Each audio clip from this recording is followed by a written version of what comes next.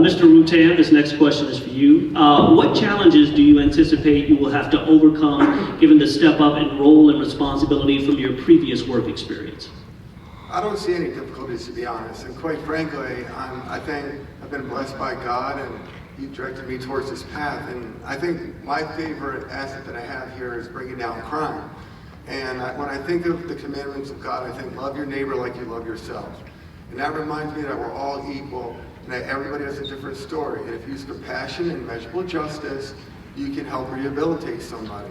And what happens in the criminal field is you need a candidate that knows the difference between punishing and crushing, the difference between repeat and repent, and to have the judgment when protecting a person turns into protecting the public from the person. You don't get that in school, you don't get that as a prosecutor, you don't get that working on the commissions. You get that by working with the people, which is what I've done the last 13 years.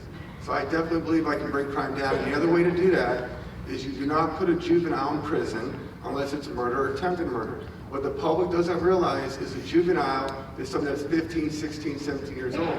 You can keep in a detention center, which is like a prison, but teenagers up to the age of 21. So you can't possibly tell me it's okay to take a kid that steals a car at 17 and lock him up more than 4 years. It's not okay.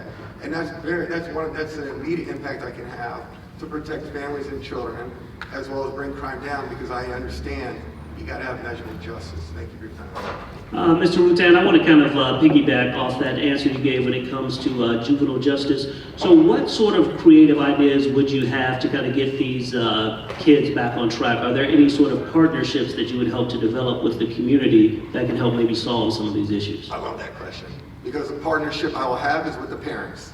And I think it's important that if you want mercy on your child, what are you going to do about it? So I think, again, the truth is this, ladies and gentlemen, if your child's getting in trouble, it starts at home. And so how do you fix that problem? You got to be able to, it's a parent problem, but you just don't want to blame parents either, because I've had plenty of parents say, help me. So you got to listen to the mother, and a lot of help is, can you lock my kid up for a week, 10 days, not 3 years, but sometimes you got to use tough justice. So I love parents. I can't wait to work with parents, to be honest. So parents is where I started. Thank you for the question. Ms. Harris.